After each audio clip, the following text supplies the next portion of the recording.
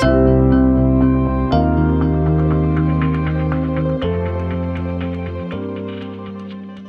right, welcome to Culture Couch Live this week. How are you, Carly? How you going? Good? Good, Rosie. Thank you. How are you? I'm very well. Now, we've had some really good feedback on some of the guests we've had, Carly. So today we've got Andrew and David from Kapitol Group, been clients of ours probably 4 years, boys, I think, from memory. We did the first session a fair while ago. Now everything seems a blur as we get through COVID. But welcome to Culture Couch Live, Dave and Devo. How are you, boys? Hey, thanks for having us. Good, great to be here. Yeah, I think 4 years ago, I reckon it was at Etihad Stadium. I think the first time we did the session with you guys. So yeah, thanks for coming on. We'll touch on, because congratulations too, because you've won some great awards around your culture and leadership over the last month. So we'll sort of touch on that. But firstly, guys, I might tell us a little bit about the first session, and because you are in a really changing industry, and it's as similar to AFL, and we've touched on this before. It's as similar to AFL as I think what companies we've worked on. I talked about Parko Wolsey, very top down, very blokey, very direct. It used to be in the 80s, and I think you both went through that progression as well, but it's really transitioning now, very, very similar to AFL football. So talk to that, but also take us through what your thoughts were in the first session and how you're going with that transition into what the construction industry looks like now, and potentially what you think it'll look like moving forward. As you say, we Dave and I have been in the construction industry, both of us, for over 20 years, and it's probably one of the, I don't know the right way to say it is, I think, it's all in the newspaper about how we need more female participation and all that sort of stuff. So we would definitely be one of the blokiest industries still going around. Like, I think our female participation rate, I don't know the exact statistics, is like 13% across the industry or something like that. And it's probably lower in trades, to I suspect. So it is still probably one of the last bastions of a truly, really male-dominated industry. So where we all grew up, and Dave can probably speak to his own experience, because we sort of we came together a bit later on in our careers, about 10 years in, when we started working together. But it was definitely the sprays, the sit in the full, the blow dry, Devo, the blow dry. You get the blow dry. Used to one of the jobs I actually worked with Carly's husband on, which he might recall.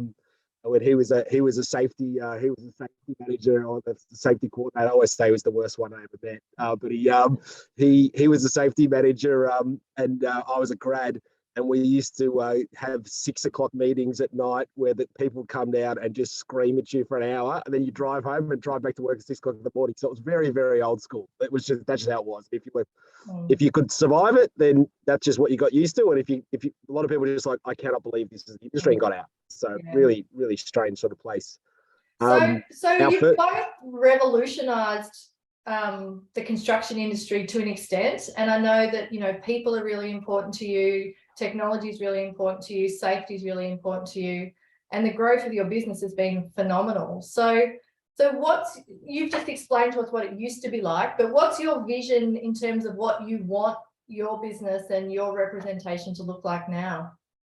Yeah, I think, Carly, it sort of starts from when we started the business. So I think because we're such strong people, and I think, coming through during the days of, the sprays, the blow dries, and just, working crazy 14 hours, 15 hours a day. And you have to be the baddest, toughest person on site. Like that's, and the industry, a lot of us that hold senior positions, we're all, because of that, the ones that have been filtered through to survive it, super highly driven, amazingly thick skins. The resilience is off the charts. You couldn't break us because, we had 15, 16 years of, trying to be broken. But understanding that, like when we went out, we knew that would be the limitation of, creating a really good business and having a really good culture, sustainable culture. And I think that's where it sort of led us to, we started off with another coach who was a real generalist, sort of helped us sort of get going a little bit. But then ultimately we knew that, the limitations, me and Andrew, is just, especially both of us together in a room, like we're pretty bloody strong, and we feed off each other, which is, becomes like a pack of sharks. And we knew we needed to to get some help. Maybe an intervention might have been more likely, but that's what we sort of we found you guys, or found Brucey in particular, because we needed someone who sort of understood where we've come from, and that link back into the AFL back in the day, and then the transition of what Brucey sort of went through at Sydney was really what sort of got us thinking. And hold on, it's someone who was brought up a similar way to us, but has made it through the other side and realised that people, is the bones of what we all do. And we're a construction company. We don't own plants. We don't own factories. We don't own all that stuff. Where our investment is on staff and people. So ultimately, what's the secret sauce? It's the culture that you create and the culture that you're able to hang on to. So sort of in a roundabout way, answering your question is that I think early on we knew that we had to change. Yeah. And then from there, we sort of started to really get into the behaviours and the behavioural analysis of our staff to then work out that, hold on, we actually need a really good balance to make teams work and to have a really good culture in the business. And then we started to marry up, obviously, with the help of you guys, is to actually start to marry up the correct personalities in teams. And then straight away, like it's even, me and Andrew, our default position was to give it, to give a bit of a blow dry, and then, we'll get pulled back in a line.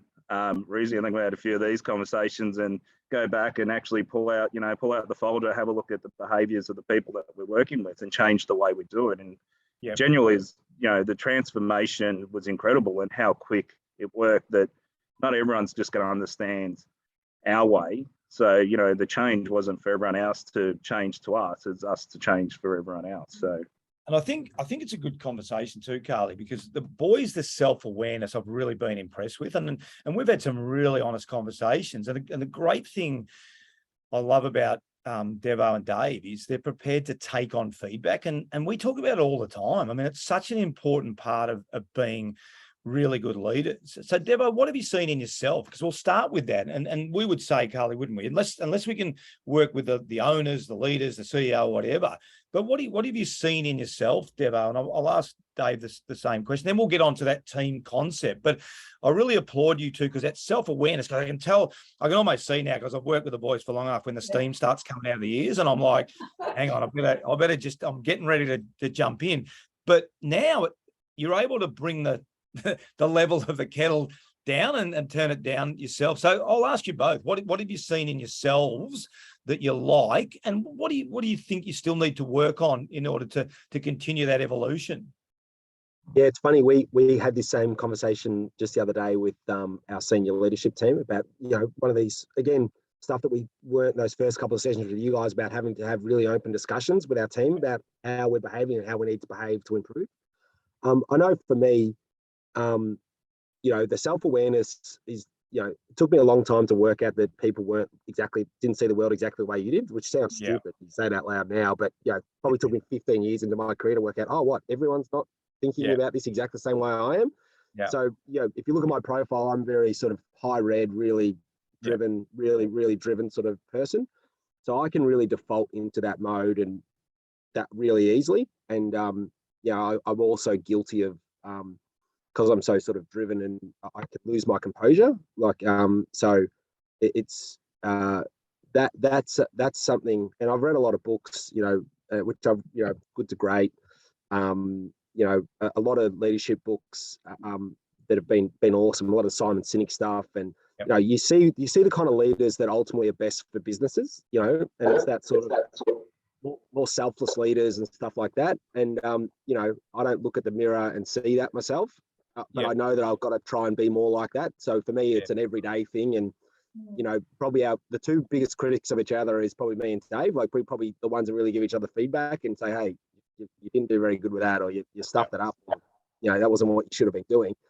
And neither of us enjoy the feedback, particularly when we give it to each other. I know that much, but it's good stuff. So look, for me, the self-awareness stuff that we've been doing, and the profiling and the thinking about what good looks like, is a constant battle. Like, it's You know, like, you know what's good for the organization, and I'm sure, you know, an elite sports team and all that, it's exactly the same stuff. As I know what's good for the organization, I know what's good for the team, and sometimes it's not naturally what you do. So it's a real, I find it hard, Bruce, and it's one of the things you described is if you're all red, you know, or that will feel really easy doing that, and it does. It's like being a fish breathing in water. But you know, when you've got to be be more introspective, be more quiet, green. That's out of my comfort zone, and it's hard. I am working when I'm doing that, but I'm conscious. I know I've got to do it. So that's my. So Dave, how helpful has the profiling been? Because I mean, I love it. I really, really enjoy it. And I didn't have that when I was playing footy. I just sort of thought, and you guys have seen my 25 points. I just sort of thought it's a bit weird that we treat everyone the same, because it just doesn't. Bernie Quinlan seems really different to Gary Wilson, and then Laurie Serafini, et cetera, et cetera. But I think Dave's made a really good point. How important has that profiling been? Because you certainly use it to your credit for across the board, which is great. But for you and Devo in particular, to understand that there are completely opposite people within the business, and you have to gravitate to them and help them as well. Yeah, I think, Brucey, I genuinely think self-awareness is very rare, regardless what behaviours you show. I think just general self-awareness is like very, very. You'll know that you're not doing things the way you should be, but you won't be able to put your finger on it. And I think the simplest way of doing the behavioural analysis was you start to actually understand, where you sit and why, and you start to actually diagnose, it sounds like a disease, but you start to diagnose what your key drivers are. And what aren't your key drivers, and I think from that respect, there's people in the room. I remember when we did it. I think we did it at Marvel. Yeah.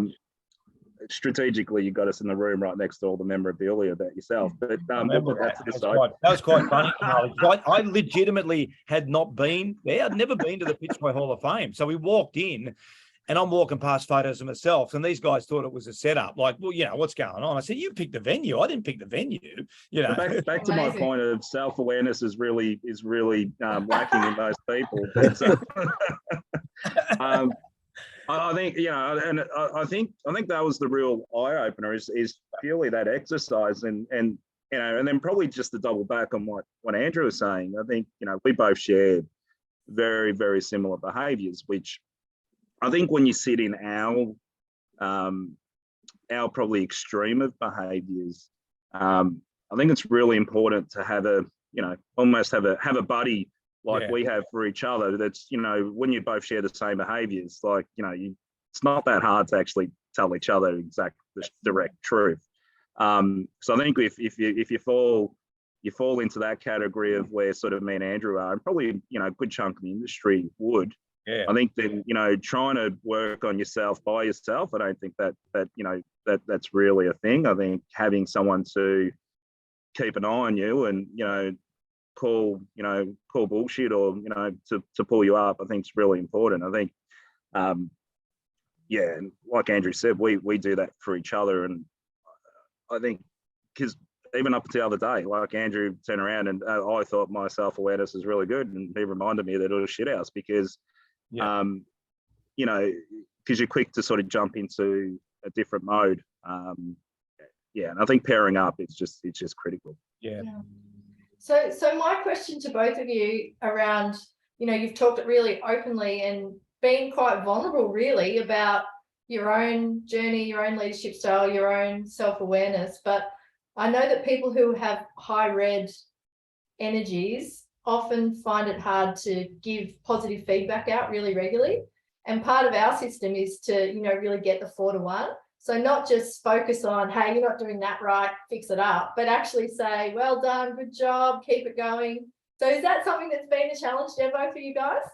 Oh my God, it is such a massive challenge. Like usually we joke about it sometimes. We go, hey, nice haircut, like your t-shirt, good shoes, like your watch. Now would you, because our default, we would be 4-to-1 negative to positive, and we have to pull ourselves up and go, actually, you've got to remember we're doing so much good, but our and being sort of engineers and builders, we walk around looking for problems. That's the job. Yeah. And then our instincts. So that's all you do. And then it could be the point that you guys made.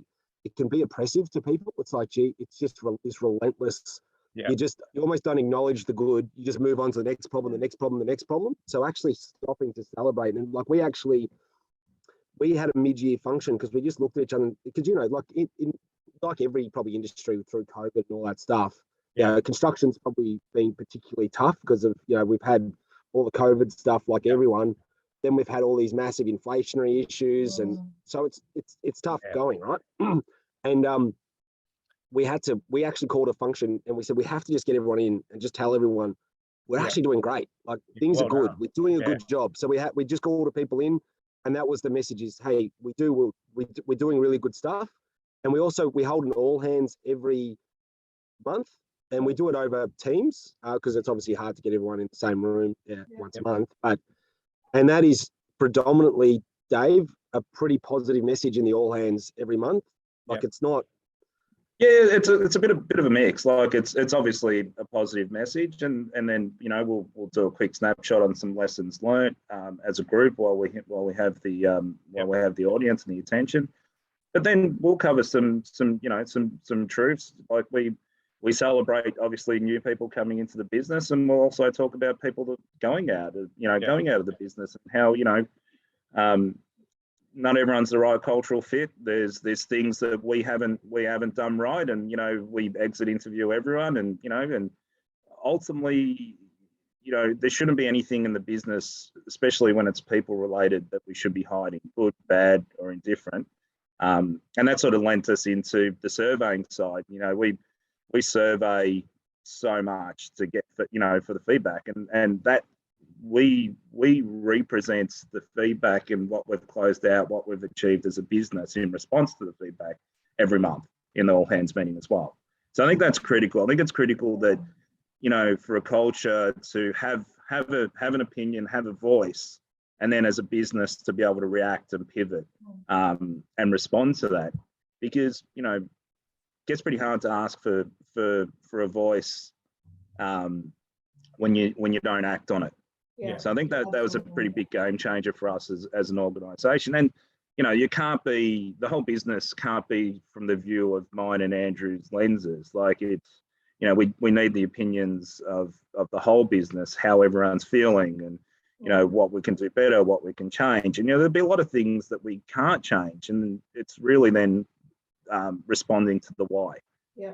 So I think that's been a massive step change for our organisation in the nearly 5 years of growth from 0 to 160 people just in the capital business. And then from there to scale to that extent, and then win a few awards along the way. The awards were just a good way to survey. They weren't us actively going out to win awards.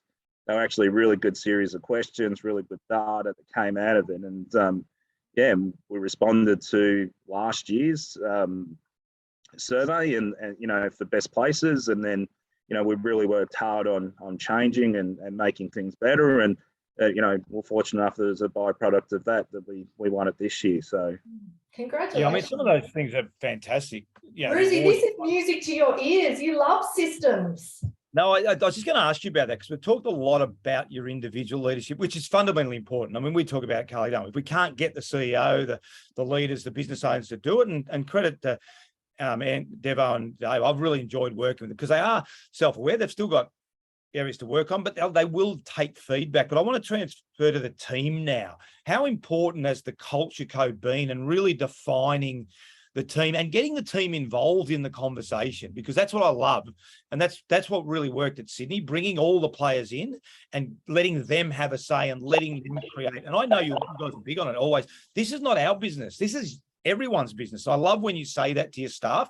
They've got to think of it as their own investment, not an employee. I talk about not being an employer, but being a shareholder. And then you talk about that a lot. So talk to the team now, Devo, around the culture code and how important that's been to winning those awards. Yeah, it really has. And I think that's been, Dave and I do say this a lot, right? Is that we we've done pretty well getting this up and going and started, right? But we're also probably the biggest potential ruiner of the culture and bringing of it down, because two people can't build and maintain the culture, but we can just destroy it very quickly. So we put a lot of effort into making sure, and to be honest, now we're at a scale where that people's experience of working for Kapitol doesn't have that much to do with Dave and I, because they probably have very little interaction with it. So it's all our different teams and our managers and stuff like that. So to Dave's point, we survey, see what's going on. We're always asking ourselves a question: are we actually living up to our values and our vision? And sometimes the answer we don't like, but it's the truth, and we've got to go fix it. So yeah, just that constant focus on how we do it, because in my opinion, like, it takes you years to build a good culture, and I think we're on the way, and we've still got stuff to do. But I reckon we could ruin it in 6 months. A couple of bad hires, or take our eye off the prize, or bad behaviours creep in, and we could ruin it really quickly. And we've been one of the things we did, which has been great, is that we're big believers. You know, I read the Netflix book by Reed Hastings, and what really jumped to my mind is that, you know, that they're like, well, we're a talent business. They believe the most talent wins. It's a talent density thing. And I reckon construction's a bit like that, right? We're just, as Dave said before, we're all people businesses, right? It's about people making decisions, influencing people, getting things done, not machines, plant. We hire all that. So it's all about people. And one of the things we did that was really great was we found a really great people and culture manager that really got where we were at. That initial work, Ruzi, that we all did, we did that before we had our people and culture manager in place. And then, and you would even see it too, Ruzi and Carla, from, you know, that we sort of had we knew we had a bit of an idea of what we wanted to do, but we didn't quite know exactly how to do it. And then we brought Alice on board, and she's like just supercharged it. And now we're up to a team of 4 in our culture team, people and culture, which is a big investment for a 4-year out business. Like, that's a lot of people, but in our minds, it's putting our money where our mouth is. We can't say we really care about the culture and the vision, the values, and then not put our money where our mouth is. And I think we've been really good at sort of investing in it and going, it's not just lip service. We believe in it, you know, and I think where Dave and I can add value, and I think you'd see a lot of businesses that say that the values are important, the vision's important, but you could tell that the senior team don't believe that. We believe it, and we really talk about it, and we know that if we don't, and I think, Dave, you'd probably agree, we've still got a bit of work getting it all the way down through all the layers that people are making decisions on it all day long. But we can see that we're making progress on that, but it comes down to our commitment to it, to show people that we believe in it. Yeah, no, 100%. And just on that, because I think the thing you've touched on before, mate, is sometimes, and Carly, we get a bit frustrated, don't we? We get invited in for a day, and then people think that's going to fix their culture. Oh, we'll get performance by design in, we'll get them to do a workshop, and they'll be here for a day. And we talk about it. It's iterative. It's a journey. It's not one day or even the second day coming up. I mean, we've seen the commitment, Carly, from Kapitol, haven't we? Both, the one-on-one coaching, the different layers we work with. I work one-on-one with Dave and Andrew and the leadership team. So, Carly, maybe I'll ask you to talk to that, because they are a great example of a team that really believes in it, 2 leaders that really believe in it. Yeah, and I think the systems that you talked about before, Dave, are really important. So, you both talked about, we're not great at celebrating success, but we know the team need it. We know we need to do it. So we're going to do a monthly all hands, and in the all hands, we're going to talk about what's been going really well. And that's putting the systems in place. And it's, the same as what James Clear says, we fall to the level of our systems. So you're making sure that all those systems are in place so that you're rising above those. So yeah, Ruzi, I just think it's such a great, obviously there's, still work to do always to get down to the layers, but the mindset and the leadership ability and the systems you've put in place, you should be really pleased with yourself and really happy with the way your business is going. Because I know people look at you and go, wow, they're doing so well. And you probably don't hear that so much, but you should be really, really pleased with how it's all going. So just to finish up, guys, where because it is iterative, where do you, and you've been really honest, and we appreciate on the Culture Couch Live about your own leadership, where would you like it to be, in 12 months or 2 years? Where do you see the industry heading in that period of time, and how do you guys want to be part of that improvement, I guess, for want of a better term? I think Rosie, because I'm sure Devo's got a few points on this, but I think, look, we always saw ourselves when we went out, because where we came from, and we had pretty decent reputations in the industry. We always saw ourselves as being a real true influencer. Yeah. Right? And and that sits really behind our vision of who we want to be, our aspirational vision, and it's to one of them is to change the industry, right, effectively. And there's only one. We're not the sort of business that looks at everything we do as IP, and we're in an organisation which we share resources, we share subcontractors, we share suppliers, we share consultants, the whole lot. So us having our own little set of cultural IP and how we do things is just, that's just not realistic. So everything we've done, everything that we work out along our journey, we find ways to share it. If that can impact in one way or another, and we're not scared that, oh yeah, cool, we've just told everyone how smart we are. That's not what we're about. I think what we're about is that we help influence the industry, and then the industry forces us to continue to be better. So, and I think that's really been the bones behind who we are and what we do. Yeah, great. Yeah, and I think the thing, Brucey, the other thing that, if we think about what we're concentrating in this 12-month period in terms of culture, and I don't think, as you say, when you talk about the construction industry, I think it's like, I can't remember if it's 10 or 20% of GDP. So like, we're talking about something that's pretty vast, right? So Yeah. it moves at its own pace. So it's not going to change in 12 months. It's this sort of iterative improvement. But what we internally are focusing on is how do we make our leaders, and when we say leaders, that's project managers, site managers up. So that's a lot of people. Like for us, we're 160 people. That might be 30, 40 people. Alice has developed a system where we analyze and the performance of all of our leaders across all these leadership criteria every I think we do it every 2 months, and they get scored on like things like, did you go have a cup of coffee with some of your people? Did you have a 5-minute catch up? And down to that level, right? Which is, people don't usually think about, but all of a sudden we're saying, hey, these things are as important to us as, is the project being done on time? Are you making money? Because, you're building the future. So what we see, and we talk about it a lot, is that, if we get really good at this, what's going to ultimately happen to Kapitol Group is we will make such great talent that we can't possibly keep them all. And they're going to filter out in the industry. Yeah. And if we looked in 20 years' time, right, and we saw that, hey, you know what? All the great leaders in the industry all came through Kapitol. Well, not all, but, a lot of the great industry leaders in the industry came out of Kapitol Group. It would be a bit like being looking at the coaches that spawned all the other coaches. That's what we see we have the potential to do, create these new generation of amazing leaders who think differently and do it better. And we say it all the time. People, our younger people training under us will be so much better than Dave and I ever were, because they're thinking about so much more of the job than we are. Like we used to, you probably focused on 2 things, program and money, and you went hard at that. Now we've got them thinking about emotional intelligence, how they're managing team, managing work hours, taking care of people's lifestyles. It's so different. And it's so exciting when you think, oh my God, how good are these people going to be in a couple of years that are a bit more experienced? They're going to be so amazing. And that to me, I look at that and go, if that's our legacy, that we spawned these amazing group of leaders, that would be incredible.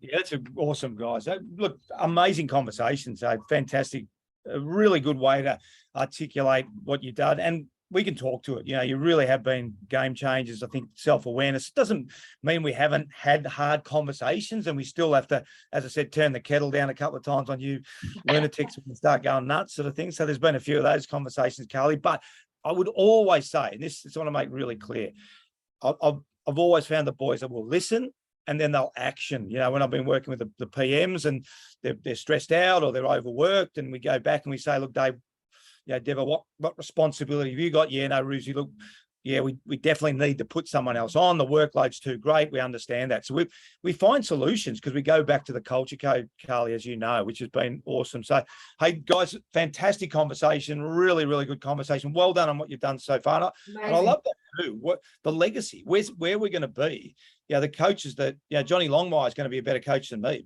because hopefully he learnt from me, but he also, Simon Goodwin, whoever it might be, we want the next generation to be better than what we are. And that really is a good way to leave your business, leave your legacy. So, Devo, fantastic. Thanks, Dave. Really appreciate it. Thanks, Carly. I'll see you, Carly, next week on Culture Coast Live. I won't see the other two boys, but you can if you want to keep going. well, we could have a conversation about the doggies too. I know they're big dog. We'll leave that conversation. They get a little bit frustrated, but anyway, thanks very much. We really appreciate it, boys, and we'll see you all next week on the Culture Couch Live. Thanks.